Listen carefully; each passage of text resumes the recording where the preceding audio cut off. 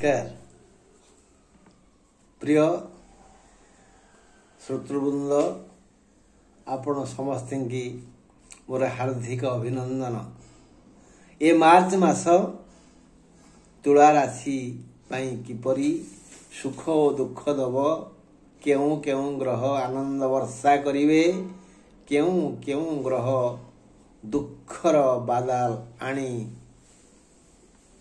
अंधकार सृष्टि करिवे, से विषय रे गणना करी जो दीपद लिखिछि ताहा मु आपण मानक आगरे पढ़िबी। आपण शुणिबे, गुणिबे आउ प्राश्चित करिवे, हेले आपणकर मंगल। बंधुगण, आपणकर तुला राशि, ए राशिर अधिपति हेले शुक्र। वृष राशिर अधिपति भी शुक्र। वृष राशि उपरे जहा मु कहिछि ठीक सेया कहि थांती, किंतु ताकू तो आपण सुनिचंती। एबे आउ किछि नुआ कथा कहूछि। राशि चक्र रे मेष राशि उपरे, तुला राशि ठीक तले। मेष राशि रे सूर्य उच्च, तुला राशि रे सूर्य नीच। तुला राशि रे शनि उच्च, मेष राशि रे शनि नीच। तुला राशि को समराशि कहती। तुला निकिति, निकितर दी पटरे दीटा पाला थाए। तुला राशि बाँ पटरे कन्या, से घर अधिपति बुध। डाहाण पटरे बिछा, से घर अधिपति मंगल। बुध और मंगल पड़ेनी। यही शत्रुता को आग को बढ़िया को न दे तुला राशि उभय को बुझाऊँगी। यही तुला राशिया हेले सम धर्म संपन्न। ये घरर अधिपति हेले शुक्र, जे कि धड़ा रंग प्रिय। हेले यही राशि उपरे कौन गणना है शुणु। तुला शब्दर अर्थ निकिति। शुक्र यही राशिर मालिक। शुक्र असुरंकर गुरु, महाज्ञानी ओ परम शैव। से शिव को पूजा करती। निकिति जेपरि जणाई दिए जे किए केते गुरु, अर्थात केते भारी बा ओजनिया, केते हल्का। सही भली तुला राशिया व्यक्ति लोक चिन्हिबारे भूल करती नहीं। यही राशिर शत्रु मंगल, बृहस्पति और रवि।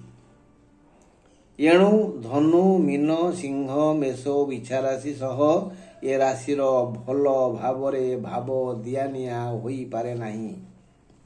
वृष राशिर मालिक भी शुक्र। वृष राशि परी तुला राशि बड़ संदेही। धड़ा रंग ए राशिर प्रिय। हलदिया और नालिया रंग प्रति घृणा भाव थाए ए राशिर। एणु वृष और तुला राशिर लोके लाल और हलदिया व्यतीत अन्य रंग व्यवहार कले भल। तुला ठारू चतुर्थरे शुक्र मंगल थाई चारित्रिक स्खलनर बाट खोजुचंती।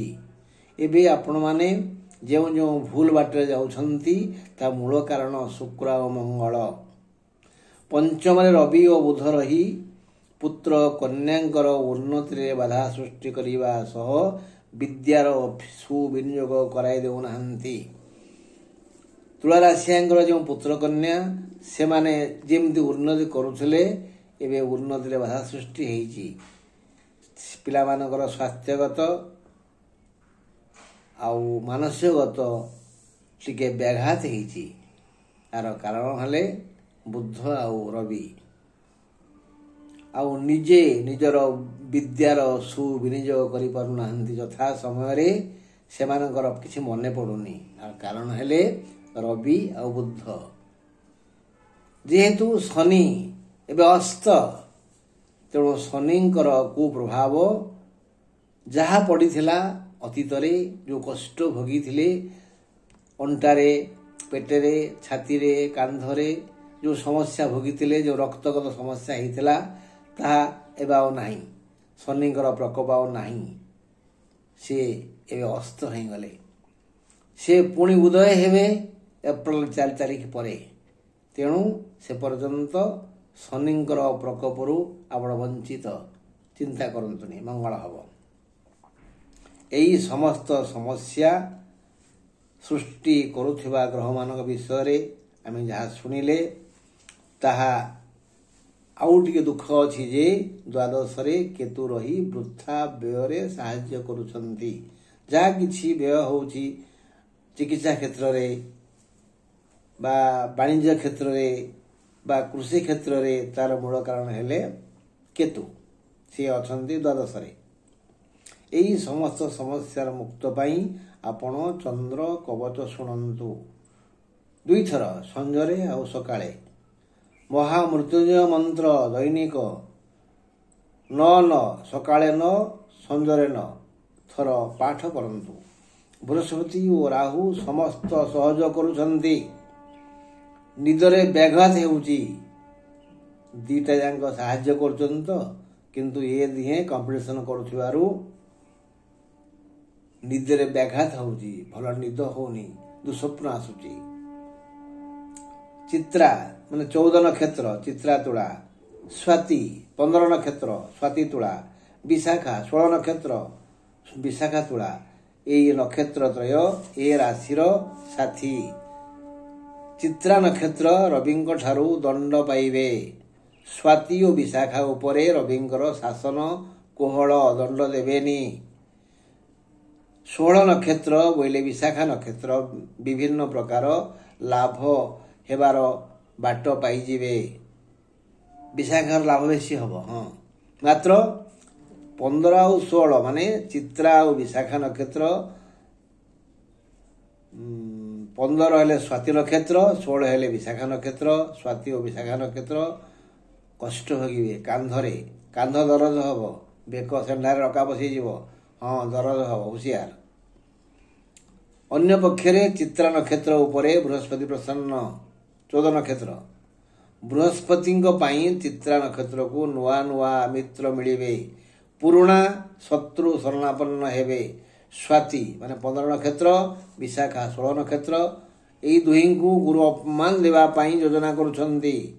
ତେଣୁ ଆପଣ 2 ଜଣ 15 ଆଉ 16 ନକ୍ଷତ୍ର ଜଗି ରଖି ଭାବି ଚିନ୍ତି ହାତେ ମାପି ଚାଖେଣ୍ଡ ଚାଲନ୍ତୁ। ବିନା କାରଣରେ କୋଉଠି କିଛି ବାକ୍ ବେତଣ୍ଡା କରନ୍ତୁନି। କିଛି ଲାଭ ହବନି। ଅପମାନ ଅପମାନ ଅପମାନ। ଯଦି ନିଜର ମଙ୍ଗଳ ଚାହାନ୍ତି ତେବେ ହନୁମାନଙ୍କୁ ଦର୍ଶନ କରନ୍ତୁ। ଓଂ ହଂ ହନୁମତେ ନମଃ, ଓଂ ହଂ ହନୁମତେ ନମଃ ଏ ମନ୍ତ୍ରକୁ 24 ଥର ବଡ଼ ପାଟିରେ ପାଠ କରନ୍ତୁ ହନୁମାନଙ୍କ ଆଗରେ। ଯଦି ହାତ ପାଉଛି ତେବେ ତାଙ୍କ ଲାଙ୍ଗୁଳରେ ସିନ୍ଦୁର ଲଙ୍ଗେଇ ଦିଅନ୍ତୁ। ଯଦି ହନୁମାନଙ୍କ ପାଖରେ ଆପଣ ଅଛନ୍ତି, ଆପଣଙ୍କ ହାତ ପାଉଛି, ତାହେଲେ କିଛି ହନୁମାନ ସିନ୍ଦୁର ନେଇ ତାଙ୍କ ଲାଙ୍ଗୁଳରେ ବୋଳି ଦିଅନ୍ତୁ। ସେଥିରେ ଯଦି ରାଶି ତେଲ ମିଶାଇକିରି ବୋଳିବେ ଆହୁରି ଭଲ। ହନୁମାନ ପ୍ରସନ୍ନ ହେଲେ ଏ ଦୁଷ୍ଟ ଗ୍ରହମାନେ କିଛି କ୍ଷତି କରିପାରିବେ ନାହିଁ। ତଥାପି କୋଉ ତାରିଖ ଆପଣମାନଙ୍କ ପାଇଁ ଅଶୁଭ ହେବ ତା ମଧ୍ୟ କହିଦେଉଛି, ମନ ଦେଇକରି ଶୁଣନ୍ତୁ। ଏଇ ମାର୍ଚ୍ଚ ମାସର 12, 13, 14, 15, 16, 12, 13, 14, 15, 16, 23, 24, 23, 24, 30, 31, 30, 31 ଏହି ତାରିଖ ଗୁଡ଼ିକରେ ଯଥା ସମ୍ଭବ ଈର୍ଷା, ଲୋଭ ଓ ସ୍ୱାର୍ଥ ତ୍ୟାଗ କରି ଦାନ ଧର୍ମ କରନ୍ତୁ। ଯଦି ପାରୁଛନ୍ତି ଓଂ ଭୂର୍ଭୁବଃ ସ୍ୱାଃ ତତ୍ସବିତୁର୍ବରେଣ୍ୟଂ ଭର୍ଗୋ ଦେବସ୍ୟ ଧୀମହି, ଏହା ଗାୟତ୍ରୀ ମନ୍ତ୍ର। ଏ ମନ୍ତ୍ର ଅତି କମରେ ଗାଧେଇ ସାରି 10 ଥର ଜପ କରନ୍ତୁ। ସୂର୍ଯ୍ୟଙ୍କୁ ପ୍ରଣାମ କରନ୍ତୁ। ରହିଲି। ଜୟ ହେଉ, ମଙ୍ଗଳ ହେଉ।